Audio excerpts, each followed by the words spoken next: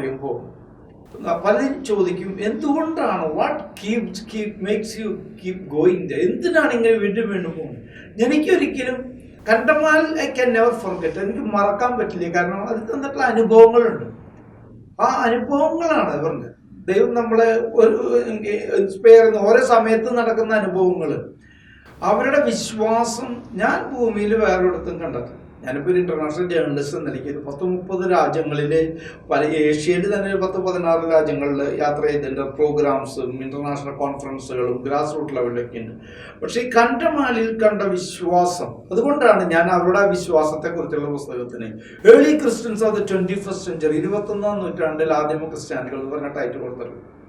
അപ്പം ഞാൻ shining faith in കണ്ടമാൽ എന്ന് പറഞ്ഞ ബുക്ക്, കണ്ടമാലിലെ ജ്വലിക്കുന്ന വിശ്വാസം, അത് മലയാളത്തിൽ ട്രാൻസ്ലേറ്റ് ചെയ്ത് ജോർജ് പുല്ലാട്ടെന്നും പറഞ്ഞ ആൾ വളരെ പാഷനേറ്റ് ആയിട്ട് കൊച്ചി എയർപോർട്ടിൽ കസ്റ്റംസ് ഓഫീസറായിരുന്നു, ഡേ നൈറ്റ് ഇരുന്ന ആൾ. വളരെ എനിക്ക് KCBC മീഡിയ അവാർഡ് കിട്ടി. അങ്ങനെ ആ സമയത്താണ് 2010 തോന്നുന്നു.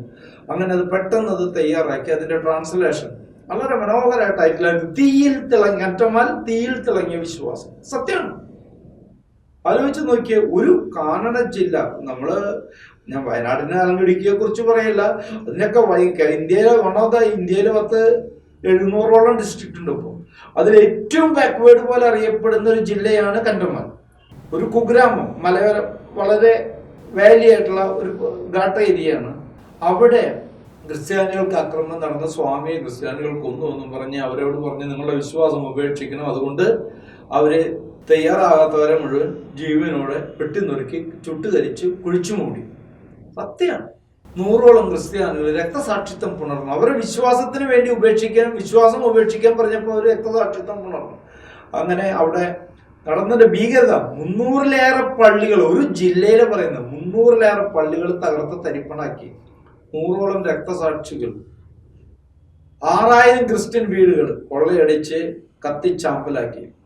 56,000 ക്രിസ്ത്യാനികൾ ഭവനരഹിതരായി എന്ന് സുപ്രീം കോടതി തന്നെ പറഞ്ഞിട്ടുണ്ട്. സുപ്രീം കോടതി പറഞ്ഞിട്ടുള്ള കാര്യം പറയുന്നത്, ക്രിസ്ത്യാനികൾ പറഞ്ഞൊന്നുമല്ല, സുപ്രീം കോടതി പറഞ്ഞിട്ടുള്ളതാണ്. നിങ്ങൾ ഒറീസ ഗവൺമെന്റിനോട് ചോദിക്കുകയാണ്, നിങ്ങൾ ഈ 56,000 ക്രിസ്ത്യാനികൾ ഹോംലെസ് ആയിട്ട് ഇതുവരെ ഒന്നും ചെയ്യാത്തതെന്ന് സുപ്രീം കോടതി ഒറീസ ഗവൺമെന്റിനോട് ചോദിച്ചതാണ്. അപ്പൊ അങ്ങനെ ഒരു ഇതെല്ലാം നടന്നു കഴിഞ്ഞിട്ട് ഇത്രയും കൊല്ലം, അതൊരു അത്ഭുതമാണ്. ഞാൻ പലരും എന്നോട് ചോദിക്കും, ഇവരൊക്കെ എങ്ങനെ പിടിച്ചു നിൽക്കുന്നു? ആരും വിശ്വസിക്കില്ല. ഇപ്പൊ നമ്മൾ 17 വർഷമായി, 2008, 26, 17 കഴിഞ്ഞ് 18ാമത്തെ വർഷമാണ്. കണ്ടമാലിൽ ഒരു ക്രിസ്ത്യാനി വിശ്വാസം ഉപേക്ഷിച്ചിട്ടില്ല. അത് ലോകത്തിൽ ആരും വിശ്വസിക്കില്ല. അത് മാത്രല്ല, അവരെ ആക്രമിച്ചവരും ഇത് കണ്ടു നിന്നവരൊക്കെ ഒരുപാട് പേര് ക്രിസ്ത്യാനികളായി കഴിഞ്ഞു.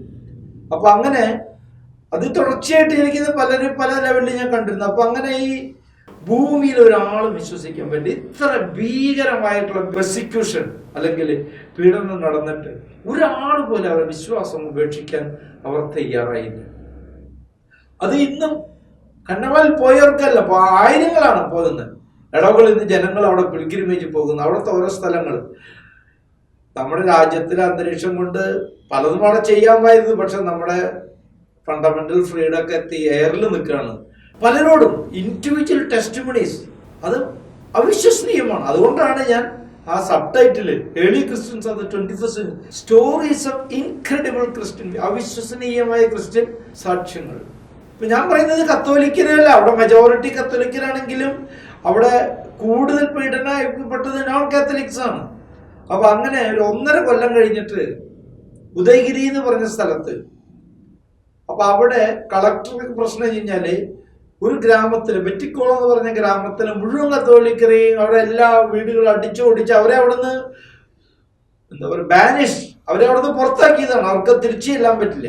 അപ്പൊ അവരെ എല്ലാം അഭയാർത്ഥി ക്യാമ്പിൽ, അവസാനം കളക്ടർ ഗവൺമെന്റ്, നമ്മുടെ ഇന്ത്യൻ സിസ്റ്റത്തിന്റെ ഫെയിലിയർ ആണ് അവിടെ കാണിക്കുന്നത്. അവരൊരിക്കലും അവരവിടെ ഫോഴ്സിബിൾ ആയിട്ട് തിരിച്ചു കൊണ്ടുപോകാൻ തയ്യാറായില്ല.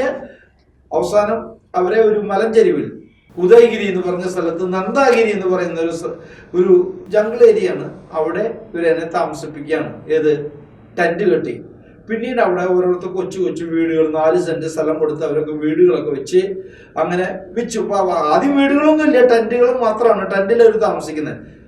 അങ്ങനെ കുറച്ച് നാൾ കഴിഞ്ഞപ്പോൾ കളക്ടർ കണ്ടു കുറെ ക്രിസ്ത്യാനികള് ഒരു വെജിറ്റബിൾ മാർക്കറ്റിൽ 1.5 കൊല്ലം കഴിഞ്ഞ്, കാരണം അവര് 6 മാസത്തോളം അഭയാർത്ഥി ക്യാമ്പിലായിരുന്നു. അത് കഴിഞ്ഞ് ക്യാമ്പുകൾ അടിച്ച ഇലക്ഷൻ സമയത്ത് അവർ തിരിച്ചു വന്നപ്പോൾ അവർ പറഞ്ഞു, ഇല്ല, ഇവിടെ ക്രിസ്തുമതം നിരോധിച്ചിരിക്കുന്നു, അവർ വിശ്വാസവും ഉപേക്ഷിച്ചു, നിങ്ങൾ പോയി മതപരിവർത്തനം നടത്തിയാൽ മാത്രം ഇവിടെ ജീവിക്കാൻ പറ്റില്ല. അവരതിന് തയ്യാറല്ല.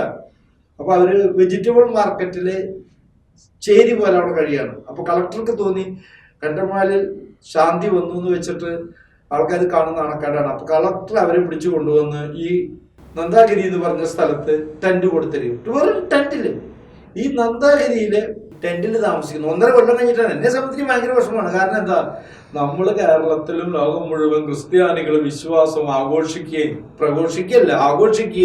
പെരുന്നാളും വെടിക്കെട്ടൊക്കെ നടത്തി നടക്കുമ്പോൾ കണ്ടമാലിലെ ക്രിസ്ത്യാനികൾ ഭക്ഷണത്തിന് വേണ്ടി വിശക്കുന്ന ഒരു സാഹചര്യം എനിക്ക് കണ്ട് ഭയങ്കര ദയനീയ അവസ്ഥയാണ്. കാട്ടിലിപ്പോ ഒരു മലഞ്ചെരുവില് കാട്ടില് ടെന്റ് കീറി പറഞ്ഞ ടെന്റിൽ വെള്ളമില്ല, ഇലക്ട്രിസിറ്റി ഇല്ല, ഒന്നുമില്ലാതെ ക്രിസ്ത്യാനികള് അവരെന്താ അവിടെ നിൽക്കണേ? അവിടെ വിശ്വാസം ഉപേക്ഷിക്കാൻ അവർ തയ്യാറല്ല.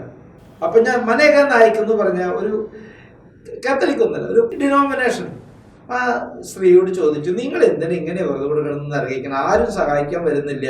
നിങ്ങൾ ഇവിടെ കിടന്ന് പട്ടിണി കിടക്കുമ്പോൾ അത് നിങ്ങൾക്ക് അവരുടെ കൂടെ പോയിട്ട് അമ്പലത്തിൽ പോയിട്ട് ഈ ഗർവാപ്പസി നടത്തി കഴിഞ്ഞാൽ പിന്നെ അവർ നിങ്ങളെ ഗ്രാമത്തിൽ ജീവിക്കാൻ അനുവദിക്കും. നിങ്ങൾ എന്തിനാണ് ഇങ്ങനെ കഷ്ടപ്പാട് കഴിക്കുന്നത്?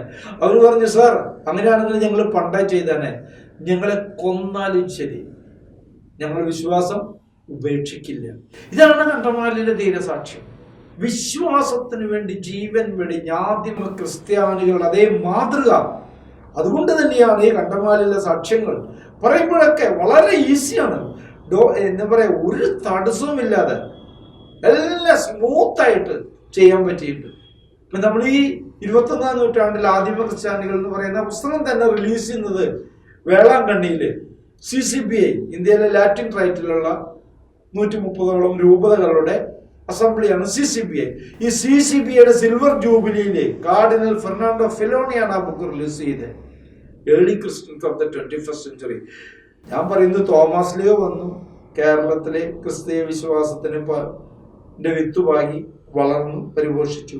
പക്ഷേ ഈ 2000 കൊല്ലത്തില് ക്രിസ്തുവിനെ നൽകിയ ഏറ്റവും വലിയ സാക്ഷ്യം കണ്ടമാലിലാണ്. ഇന്ന് ലോകം അഭിമാനിക്കുന്നു. അതുകൊണ്ടാണ് വറ്റിക്കാൻ തന്നെ കണ്ടമാലിലെ 35 രക്തസാക്ഷികളെ, കത്തോലിക്ക രക്തസാക്ഷികളെ വിശുദ്ധരുടെ പദവിയിലേക്ക് ഉയർത്താൻ അനുവാദം നൽകിയിരിക്കുന്നത്. നിഖിൽ അബ്സ്ട്രാ അല്ലെങ്കിൽ NOC തികച്ചും ആ വറ്റിക്കാന്റെ സീൽ ഓഫ് അപ്രൂവലാണ്. വറ്റിക്കാന്റെ സീൽ ഓഫ് അപ്രൂവലാണ് കണ്ടമാലിലെ വിശ്വാസത്തിന്. അല്ലെങ്കിൽ എങ്ങനെയാണ് ഈ 35 രക്തസാക്ഷികളെ വറ്റിക്കാൻ വിശുദ്ധ പദവിയിലേക്ക് ഉയർത്താനുള്ള അനുവാദം കൊടുക്കുന്നത്? ഇപ്പോൾ കണ്ടമാലിലെ വിശ്വാസം വഴിയിലാണ്. അവിടെ പോയാൽ ഒരുപാട് ദൈവിക അനുഭവങ്ങളുണ്ട്. ഇനി മറ്റൊരു വശമുണ്ട്. എന്താണ്? Test of Gamaliel. Acts of the അപ്പോസ്റ്റൽസിൽ ഗമാലിയൽ പറയാണ്, നിങ്ങൾ ഇവരെ വെറുതെ തൊട്ട് കളിക്കണ്ട. എന്താണ് പ്രശ്നം? ഇവരുടെ പ്രവൃത്തി മാനുഷികമാണെങ്കിൽ അത് തകർന്നു പോകും. അല്ല, ഇത് ദൈവത്തിൽ നിന്നാണെങ്കിൽ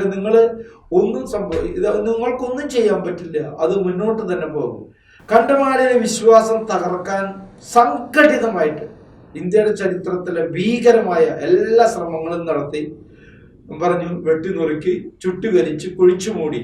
പക്ഷെ ഇതൊന്നും ചെയ്തിട്ടൊന്നും കണ്ടമാലിൽ ആ തീയിൽ തിളങ്ങിയ വിശ്വാസം ജ്വലിച്ചുകൊണ്ടേയിരുന്നു. ഇന്ന് കണ്ടമാലിലെ വിശ്വാസം പൂവണിയുകയാണ്. അതുകൊണ്ട് തന്നെയാണ് കണ്ടമാലിലെ അഭയാർത്ഥി ക്യാമ്പുകളിലും നരകിച്ച, വീടുമില്ലാതെ പട്ടിണി കിടന്ന് സ്ലമ്മുകളിൽ പോയി ജീവിച്ച ചെറുപ്പക്കാര്, കുട്ടികളും പെൺകുട്ടികളും ചുവാക്കളൊക്കെ ആരാണെന്നറിയോ? അവരെല്ലാം വൈദികരും കന്യാസ്ത്രീകളുമാണ്. Blood of the martyrs is seed of Christianity. രക്തസാക്ഷികളുടെ ചുടുനിറമാണ് ക്രിസ്തീയ വിശ്വാസത്തിന്റെ അടിസ്ഥാനം എന്ന് തെളിയിക്കുന്നതാണ് കണ്ടമാലിലെ സാക്ഷ്യങ്ങൾ. അതുകൊണ്ടാണ് ടെസ്റ്റ് ഓഫ് ഗമാലിയൽ എന്ന് പറഞ്ഞത്. They are compassed in flying colours. Test of Gamaliel പറഞ്ഞു, എന്താണ്? ഇത് ദൈവത്തിൽ നിന്നാണെങ്കിൽ നിങ്ങൾക്ക് ഇതിനെ തകർക്കാൻ കഴിയില്ല. ക്രിസ്ത്യ മതത്തിനെതിരെ ഇത്ര ഓർഗനൈസ്ഡ് ആയിട്ടുള്ള ഒരു അക്രമം ഇന്ത്യയുടെ ചരിത്രത്തിൽ ഉണ്ടായിട്ടില്ല. അവിടെ ക്രിസ്തീയ വിശ്വാസം വളരുകയാണ്, പൂവിരിഞ്ഞുകൊണ്ടിരിക്കുകയാണ്. ആർക്കും അപമാനിക്കാം. അവർ സാക്ഷാൽ ക്രിസ്ത്യാനികളാണ്. God bless you.